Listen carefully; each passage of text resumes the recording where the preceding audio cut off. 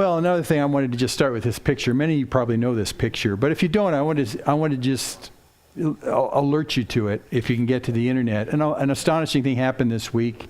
If you remember about a year ago, a policewoman that worked for the Dallas Police Department came home to her apartment after a shift, came into her apartment, found a man sitting in her apartment, and shot him dead. Well, she was not in her apartment. She was in an apartment one level off from her apartment. It was a total mistake, heartbreaking mistake. Mm-hmm. And so they just had the sentencing this week in Dallas. She got 10 years in prison. But the amazing thing is that the brother of the fellow who was shot and killed, the brother got up on the witness stand at the point after the sentencing where the family can just make a comment about all that. And he got up there and he said, and this is what I want you to go take a look at. Here's a quote from part of it. He said, I want the best for you. This is talking to Amber Geiger, who is the policeman. I want the best for you because I know that's exactly what both of them would want. That was his brother who died, would want you to do. And the best would be to give your life to Christ. And there's more, because right after that, now this is all on video, so if you can find your way into the videos and YouTube and stuff, and this is on video, right after he finished his statement, which was a surprise to me, he had planned not to talk, he said that, and at the end of that, he turned to the judge and asked the judge, can I give her a hug? Can I just give her a hug? This is the gal who shot and killed his brother.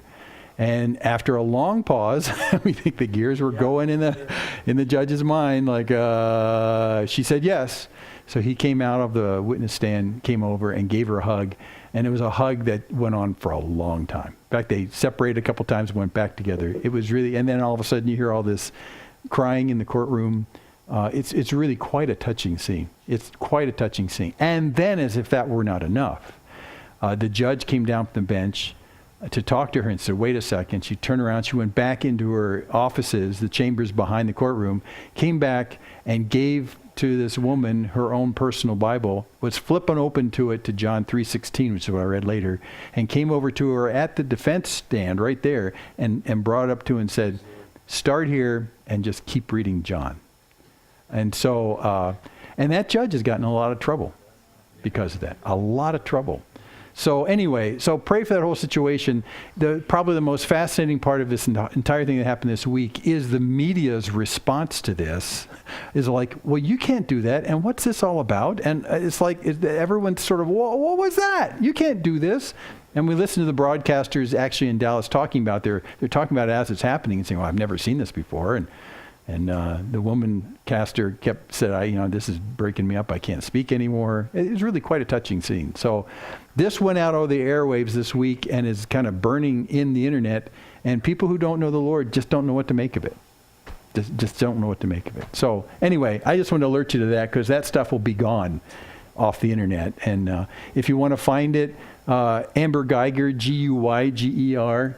G-U-I-G, she's the woman who did the shooting, and you can just search on that, or if you want to see what the judge did, Tammy Kemp is the name. So anyway, pretty amazing. You don't see this happen but once every couple of decades. I mean, really, this is an astonishing thing. Okay, well, let's take a few minutes and we'll talk about 2 Timothy. This is 2 Timothy, pros Timotheon, 2 Timothy in Greek, and part B is actually part Omega. It's the last letter that Paul will ever write under the watchful guise of Nero, the guy who started 2.5 centuries of persecution of Christians. That was Nero who started that. And so that's why this is Paul's last letter. And if you think about what you would write in your last letter, it kind of puts an edge on everything that you see in 2 Timothy because Paul's pretty sure that this is the last one. This is it. Out of all the letters we have from Paul, this is the last one he wrote because within a couple of years he had been executed by Nero's court. So we're going to take a look at this time. Last time we read this phrase, by the Holy Spirit who dwells within us, guard the good deposit entrusted to you. Guard the good deposit. And we saw that this good deposit is actually the good news, the good message. And he says, guard that. Well, we didn't spend any time last week talking about what guard means. So we're going to do that today. Just take about 15 minutes, 20 minutes, look at that, because that's an interesting thing. What a strange thing. I wouldn't tell someone to guard the good message that you know about. I'd tell them to study it or incorporate it more in your life or share it more, but guard? What is guard about? So that's what we're going to look at. We're going to look at this word guard because I think what happens from this part on for most of this second chapter, as we go into the second chapter, that's what he's talking about, the different aspects of what guarding is. Is it like the Coast Guard?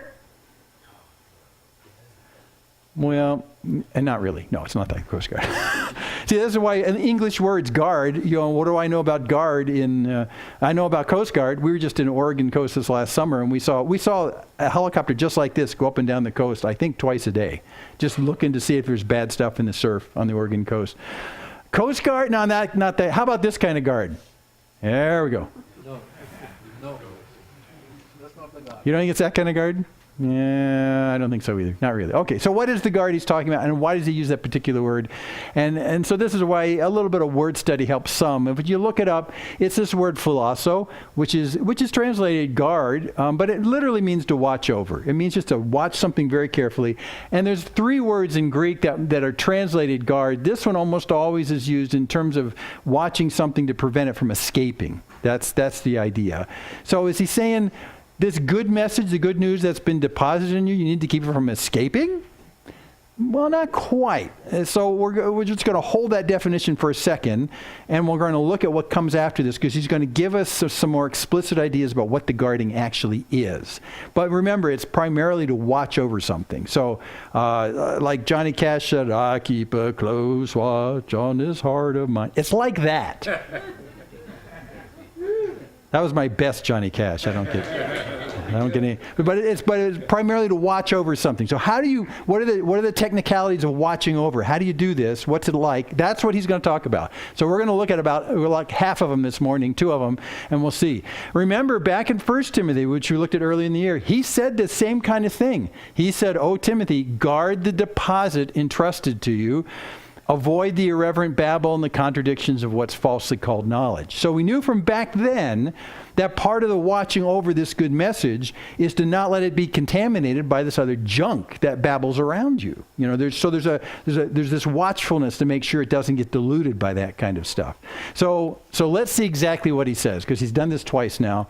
So guarding, this is the outline for this morning, will be just this quick. We're going to look at, he's going to bring up some bad examples of guarding the good message, some people who are bad, some good examples of people who've guarded the message, and then also exactly how to guard, tips kind of 1 and 2. We're going to do 3, 4, possibly 5 next week. So he's going to outline exactly what he wants Timothy to do as he does this. So first he starts out with the bad examples, and he says in verse 15, this is 1 Timothy 1:15, 2 Timothy 1:15, "You're aware that all who are in Asia turned away from me, among whom are Phygellus and Hermogenes."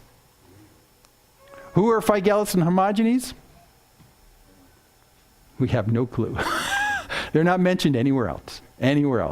But Paul, as he's sitting in jail here in Rome, says, the people in Asia, and Asia is present-day Turkey. That's the place where you've got Ephesus and Colossae and places like that. That area, he says, man, they've turned from me, and specifically these guys. We're not going to spend much time on this, but he does outline the fact that for Paul, everything is not all roses. I mean, he shared the gospel with some people, with these people particularly, who seemed at first to accept it, but something went south with them. Maybe they never really did accept it.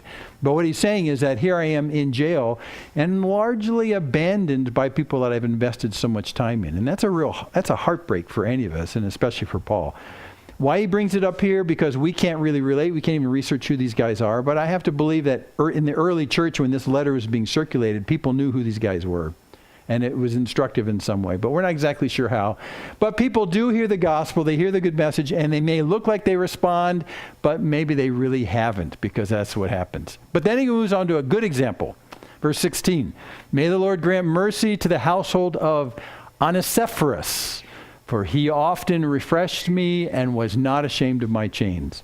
So this is a guy who understood the good message, and he understood, more importantly, the fact that the good message that Paul was bringing throughout that entire part of the world was something that was worth supporting Paul over, because Paul was in the business of just simply communicating the good message, the good news. And so Onesiphorus said, I'm going to support Paul.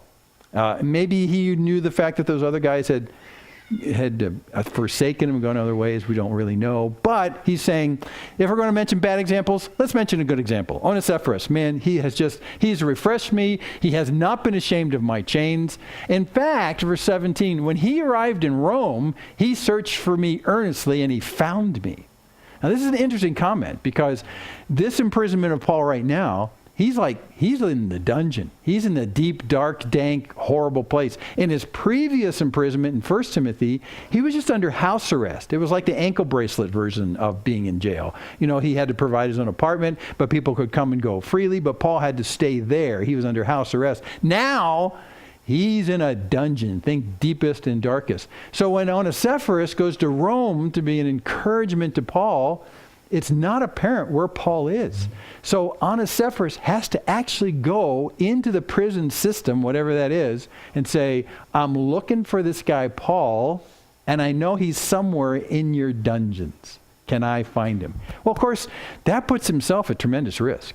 Huge risk. And people would say, well, why do you want to talk to him? Are you like one of his disciples? Are you one of his? And so there's a great threat that Onesiphorus could actually be jailed himself by saying, I want to come and be with this guy. So that's why when Paul writes this, there's some amazement. He searched for me earnestly. He had to work at it. And then he found me. That's how impassioned Onesiphorus was to encourage Paul and the work that Paul was doing, spreading the good news, the good message. So amen for Onesiphorus.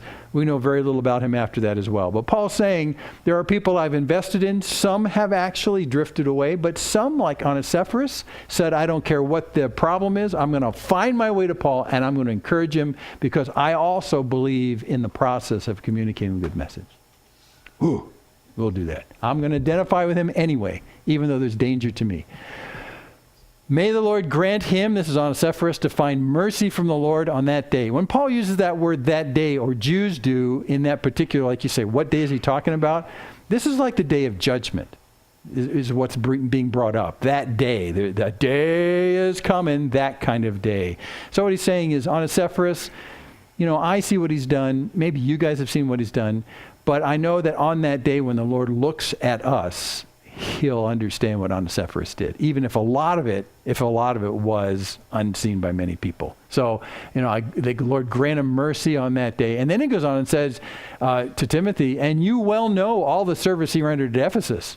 So this guy, Onesiphorus, he got around. He got around. So when he's talking to Timothy, he's saying, I know you know what I'm talking about on Onesiphorus, because he helped you guys in Ephesus, and that's where Timothy is right now. Pagan, deep black hole Ephesus. That's where Timothy is. And he's saying, Onesiphorus, what a guy. He encouraged me, and I know you know what I'm talking about. He also did it for you. So that's really cool. Well, so now we get to how to guard, number 1. So then, here's his big tips on how to guard this good deposit. So then you, my child, again, that's a child in the faith, be strengthened by the grace that is in the Messiah Jesus. And Dorothy read this morning. And this is weird. If I was writing the Bible, I'd say, be strengthened by the power or by the might or by the something that comes from Christ. That's what I would say. I wouldn't say be strengthened by his grace. And unfortunately, because we're so easily go into kind of automatic mode when we read the scriptures and we read phrases like this, sometimes it doesn't register you that that's a very odd phrase. Be strengthened by grace. Strengthened by grace. Well, that's a religious phrase, so I'll just let that go and read something else, Well, no, we got to stop for a second. Okay, and the best way to do this is to look at the word grace, and understand what grace is, and sort of just retranslate that understanding with grace. And so that's what I've done right here. I said, you need to find your strength from what God gives us freely. So it implies very strongly not to do the opposite. And the opposite is be strengthened with your own personal fortitude. You see, it's the contrast of what you got versus what God has. And that's why he uses the word grace. So you need to be strengthened by what God has already decided to freely give you in Christ Jesus.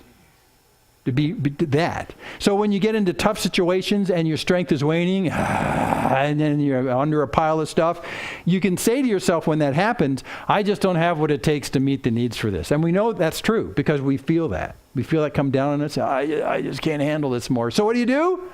Strengthened by what he has already decided to give you freely. So you go to God and you say, God, I can't handle this, but you can.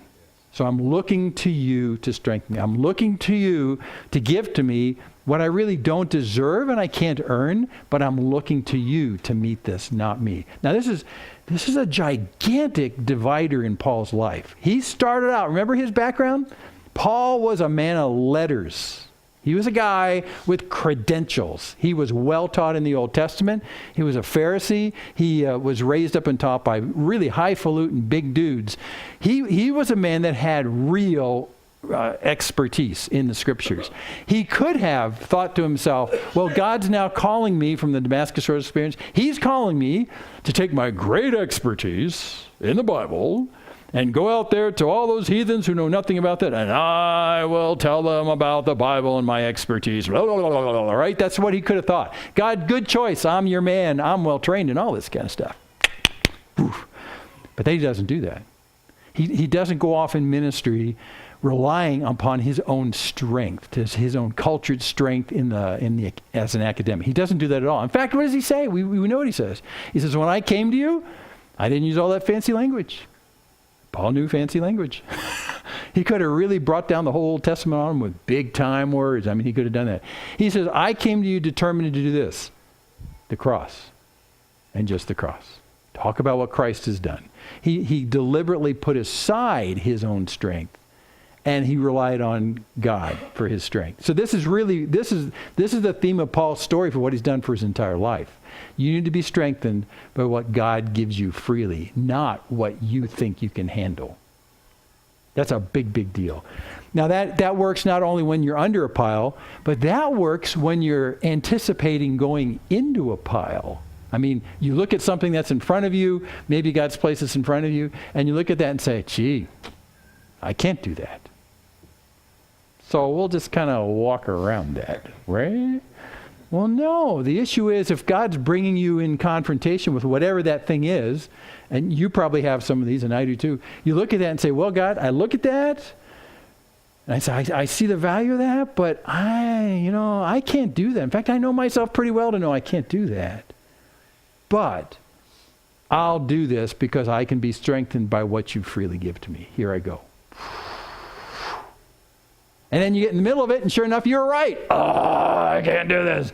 God, I'm here because I'm counting on being strengthened by what you give me, not by what I kind of bring up inside. So the Christian life is really not about self-actualization, finding strength in your inner being that you never knew you had. That's not Christianity.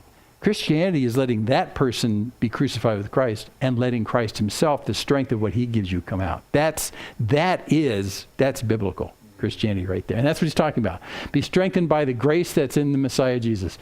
Remember, Paul says in 2 Corinthians 3:5, great quote, not that we're sufficient in ourselves to claim anything as coming from us, but our sufficiency is from God.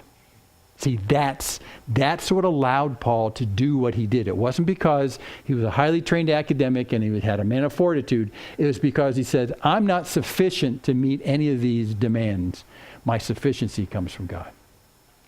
That's the Christian life right there. That's it. And part of the testimony of what happens after that point is because people will look at you in this situation that clearly you walked into that's over your head. But then they'll see something happen that doesn't match with who you are. And they'll say, well, wait a second, this doesn't make sense. How is this happening that you're in the middle of this, but you're reacting like this? There's something else in the equation I'm missing because clearly this person doesn't have what it takes to do this. And then you can say, that's right, because I've been strengthened by what God gives me, not by what I kind of gen up inside me. So, and again, the contrast, the satanic, I'll put a sharp edge on it, the satanic contrast to this is, you go into a religious system that says, what you really need to do is find yourself and discover yourself and understand the hidden depths of riches of your own power that you're unwilling to really bring skimming to the surface. And then once you understand who you really are and the power that you've always had, then you will be sufficient for every demand in your life. That's actually a satanic lie, believe it or not. The true Christian approach is, I am insufficient for much that comes in life, but God, you are sufficient, and you're in me. That's just a radical shift. It's a radical shift. Okay, that's number one, how to guard the gospel is to do that. Number two is he says, and what you've heard from me in the presence of many witnesses, entrust to faithful men who will be able to teach others also. Okay, so I know that the first one, being strengthened by his grace, that looks like an obvious tip to guarding the good message, because you do it under the strength of what God gives you. But this, guarding the good message, is about telling other people to do it too, to train them to do it as well? What does that have to do with guarding, keeping a watch over the message? It's brilliant. It's totally brilliant. Because Paul's looking at this message that's been entrusted to Timothy, and it's been entrusted to him, and he says, you know what's some of the keenest strategy in all of this about watching over this good message is to replicate this in other people who will also do the same. You're going to push the message forward and it'll be maintained and watched over. The more you can actually replicate other people doing that with you. We do this in computers today, and I didn't want to use a computer example because you're tired of the fact that I'm a nerd. But there's a thing in computer storage called RAID arrays. Good, no one knows about this. Okay. Oh, we're making eye contact. A RAID array is an interesting thing. RAID stands, it's an acronym for a redundant array of inexpensive disks.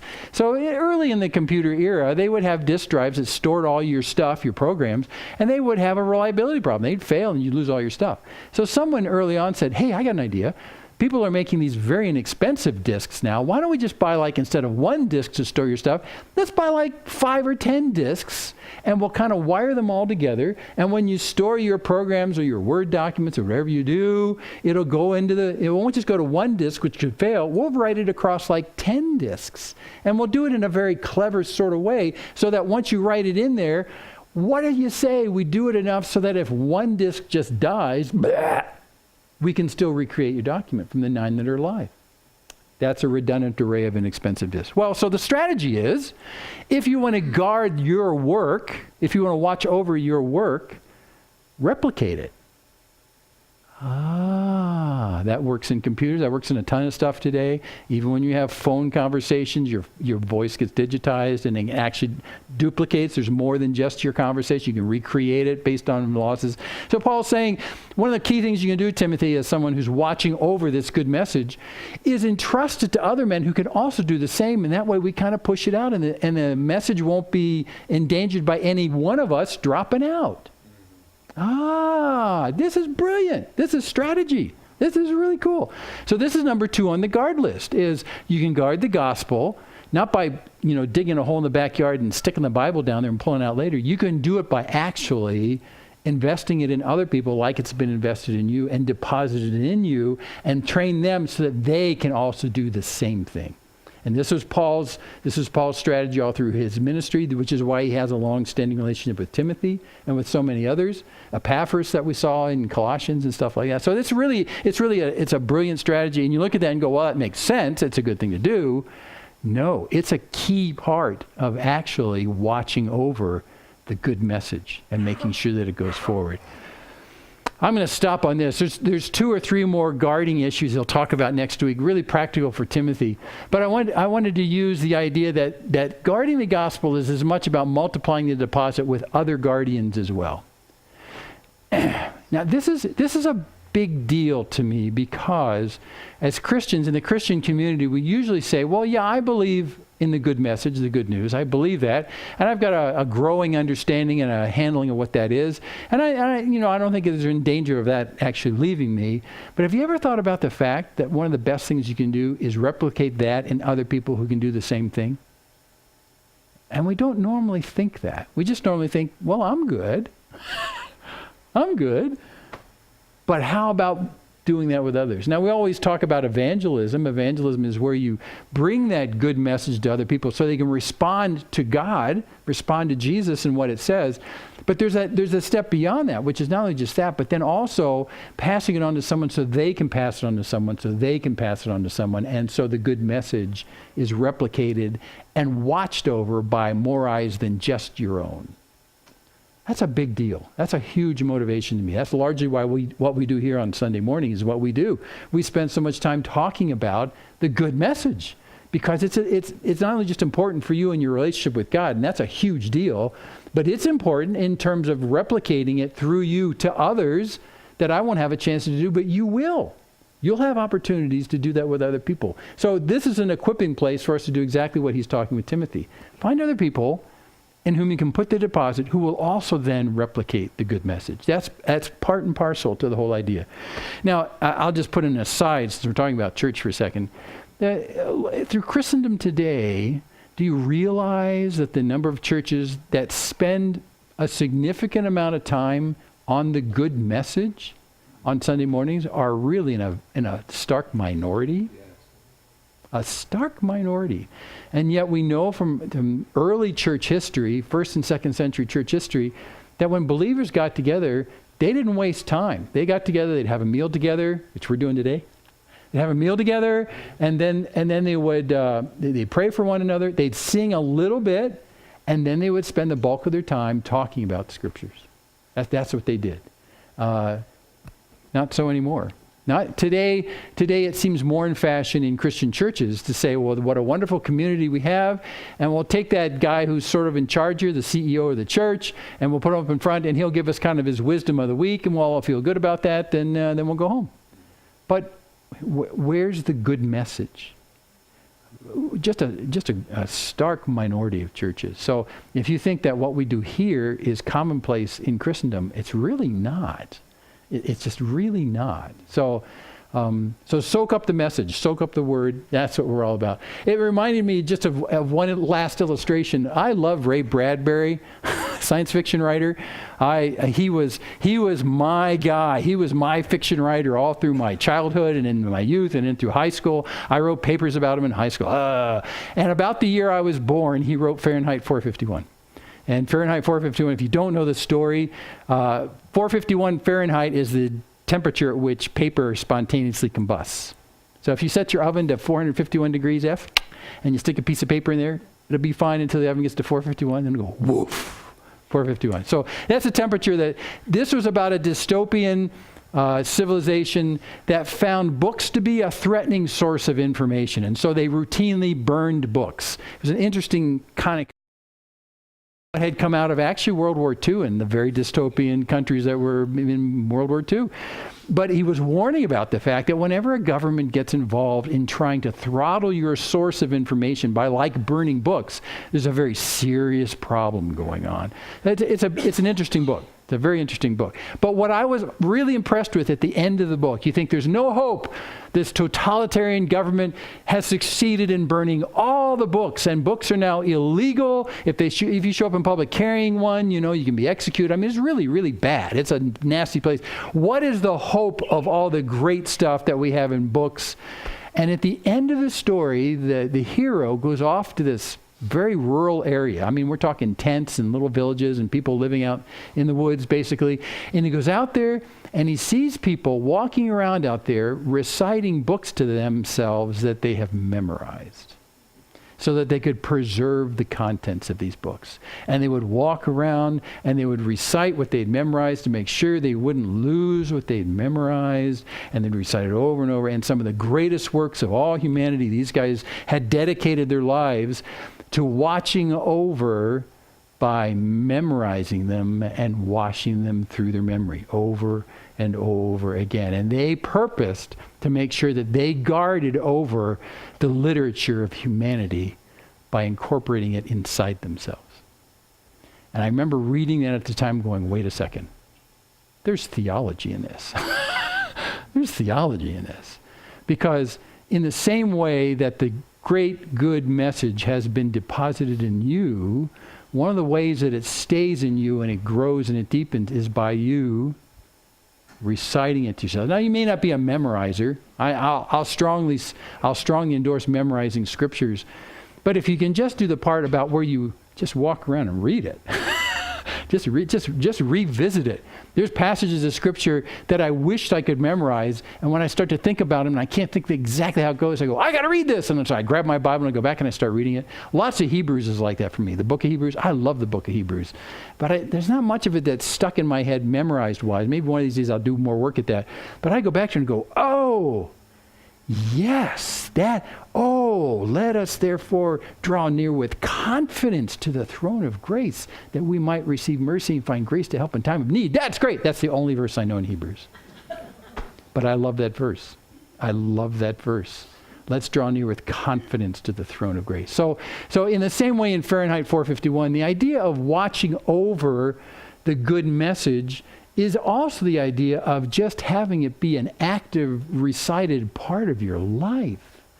And then when you get to positions with other people where you want to share that great, good message, you as a guardian of that can just freely offer and say, can I show you something? I haven't memorized this, but I know where it is. Can I read this to you? This is just an extraordinary thing. You're being a guardian of the good message by doing that and sharing that out, because it's just that valuable. It is just that valuable. Now, if you get around to memorizing, that's all the better. That's just fine. I don't personally have a personal discipline of memorizing scriptures, but there's a lot of scriptures I know in my head because I just go to them a lot. And so they've just kind of gone in my head. And I mean, I love them a lot. This is what guardians of the good message do. And that's what you are. That's what I am. You rehearse in your mind. You go back to them frequently. You relish what they say. Oh, so many Psalms as well. I mean, they're just a part of my head, and I just love them. I can quote some of them just because I've read them dozens and dozens of times until finally my heart says, oh, it's here now. Ha ha. I mentioned it this morning. I've been crucified with Christ. That's such a radical thought. I've been crucified with Christ, and it's no longer I who live, but Christ lives in me, who died and gave himself up for me. So you don't have to force yourself, but if you can, what a great deal it is. And just like 451, when the culture gets to the point where it says, I'm sorry, the Bible is a threat to our government existence, and we need to outlaw all Bibles, then you can say, well, okay, I've got these verses. Now, there's another modern movie that did the same thing. You remember what that movie is with Denzel Washington? Book of Eli. There's a plot spoiler for some of you if you haven't seen it. But the Book of Eli has the same message. The Book of Eli. Denzel Washington stars in it.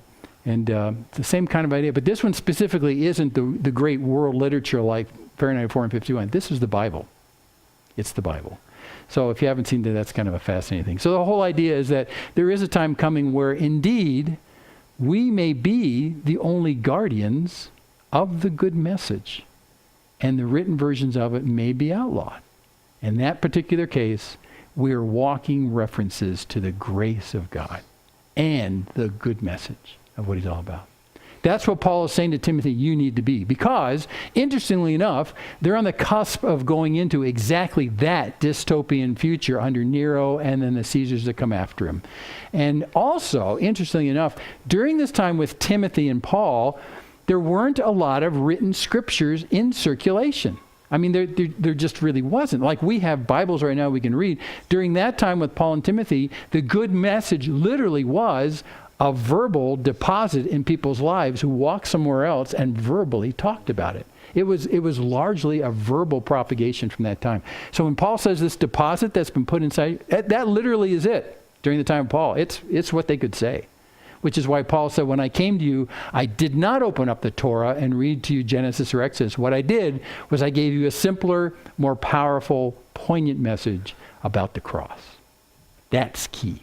That's key. And that is portable, and that good message is something that you have had deposited in you. So what are you doing with it? And Paul says it's extraordinarily valuable. We have this treasure in earthen vessels. You are the earthen vessel. The vessel has nothing to do with the treasure of the thing itself, but it's been deposited in you for a purpose, to be propagated. Okay, we're going to quit.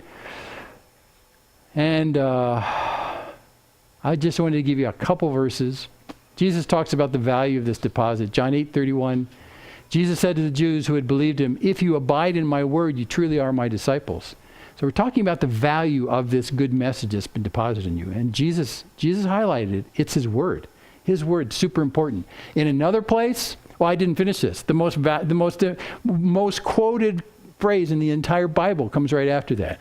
So he says, if you abide in my word, you're truly my disciples, and you'll know the truth, and the truth will set you free. So what is the truth? It's Jesus' words. So the next time someone quotes that second half of that verse, you need to quote the first half of that verse. Yeah, I know. The truth will set you free, and the truth are the words of Jesus himself. Well, who says who? It says Jesus when he said that. That's just saying. Another thing about the value of this deposit, John 14, Jesus answered him, if anyone loves me, he'll keep my word, and my Father will love him, and he'll come to him and make our home with him. That word, keep my word, there is the other word for keep or guard. It's tereo, used almost identically in other places. If you'll basically keep watch over my word, if you'll watch it, you're like this with it, okay? If that's what's going on, my Father will love him. And that's actually a symptom of people who love Jesus. And my Father will love him. We'll come to him and we'll actually make our home with him. John 14. Whoa, really? And then Paul says to the Colossian church, let the word of Christ dwell in you richly. That's the deposit right there. That deposit has been put in you. The good message has been put in you. And I want you to have it dwell in you. And I want it to dwell richly in you. Talking about the treasure and the value of it. I want it to dwell richly. So this is indeed the theme of the entire Bible. The words of God. Psalm 119. God's law is sweeter in my mouth than honey itself. And then Jesus, when he's introduced to us in John's gospel, is called the Word. The Word. In the beginning was the Word, and the Word was with God, and the Word was God. And the Word became flesh. So this deposit's been put in you. So what are you doing with the deposit? Yeah, that's a question I asked myself after I read this, and I pass it on to you as well. It's extraordinarily valuable. Extraordinary, of greatest treasure you can possibly imagine. And Paul says to Timothy, and then by extension to us, this good message has been placed in you as a deposit. Why don't you also deposit in others who can deposit in others and deposit in others? It's not just something that's fun to think about or fun to read. It's the key. This good message. Okay, we'll just quit right there.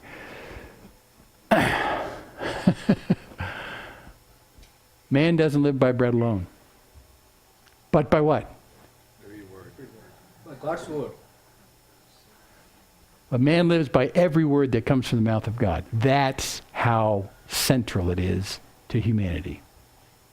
I put this little girl in front of this empty refrigerator because the lion's share of people that you walk past are sitting in front of an empty refrigerator of life. And they look in there and they say, is there anything that's substantial and nourishing in all of existence? And they open up this refrigerator in our culture and they see that it's empty. Or like in our refrigerator in the kitchen here, there's mold growing on everything. Thanks for that. Yeah. Just spoiled the moment, didn't I? No. But there really is a great despair about the fact that there really is nothing that has value. It's like staring in a refrigerator when you're hungry and there seems to be nothing to satisfy your hunger. And yet what it says in Deuteronomy and Jesus says and over again, that hunger you have is for God's word itself, because man doesn't live by bread alone, but by every word that comes from the mouth of God. That is essential food, and that good deposit has been put in you. So feed people sitting in front of the despairing refrigerators of life. Feed them with the real bread of life, Christ the Word. Okay? Sorry about that mold comment. I'm not eating the pot. He's not. I know. Yeah. Who wants to eat potluck today? No. Yeah, we all do. Okay. We're going to sing this song as we go out, just one verse of this, but let me just pray as we do this. Father in heaven, we are so grateful that at one point in time you directed people into our path in whom you had deposited this good message. And when we came face to face with them, they brought this great deposit out and spoke it in front of us.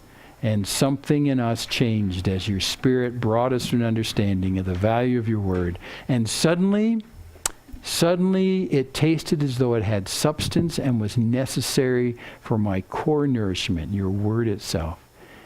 suddenly everything changed as that person in whom you'd made that deposit shared it. And so, Lord, I pray that you would put on our hearts that same kind of desire, that in the very simple circumstances where we run up against people who are in need, who are hungry, that you would allow us in a very simple sense to take that deposit that's inside of us and simply relate the bread of life. So we thank you for what you've done in our lives. Pray you glorify yourself through us, and that you would use this deposit in us to bring about change and to draw many to yourself. So thanks now for these words. In Jesus' name, amen.